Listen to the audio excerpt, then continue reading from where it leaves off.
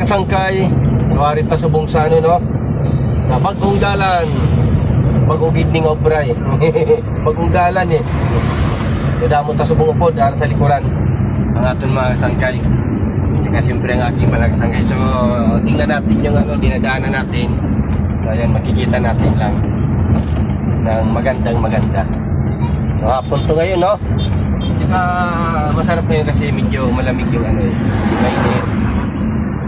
So ito naman yung service ng gamit natin ngayon mga kasangkay. Service lang. Kasi madaming service kasangkay ginagamit. Hindi isa-isa lang. Kalon si kasi. Yeah. Pero ayun no, so siyempre enjoy. Kailangan maging happy lang tayo. At saka siyempre dyan sa mga followers natin. Yeah, At saka sa mga ano, siyempre thank you so much sa tiwala at sa suporta nyo. At saka sana ay walang iwanan. At sana ay dumami na talaga ang ano ni Kasangkay. Ang Diyos.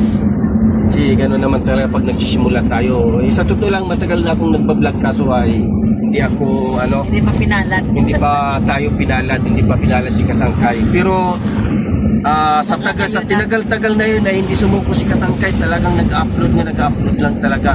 Kaya patuloy lang gano'n ang buhay natin. Huwag susuko habang ano, mag-free lang tayo kasi nandiyan yung ano talaga natin. Tunay nga kapalaran.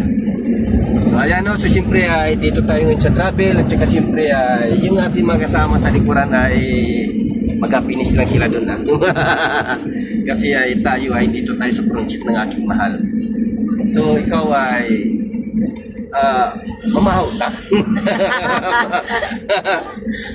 Ang akin mga chikiting no, yung mga bulilit natin, yung kinakasama pa natin sa pelikula ni Kasangkay sa shooting ay naghingi ng merienda. Merienda daw. Kaya ito naghanap tayo ngayon ng merienda sa kaya dito may meriendahan ay. Kaya yan. Enjoy natin to. At saka sana ituloy-tuloy ay yung mga nagsusupport. Saka sana kapag nakita nyo at dumaan sa hall nyo, sana ipansinin nyo naman si Reservito by Kasangkay. Yan. Si Reservito by Kasangkay. Yan. Sana po ay pansinin nyo siya. At saka siyempre ay papansinin rin kayo. Papansinin din kayo ni Kasangkay at ni Mr. Reservito.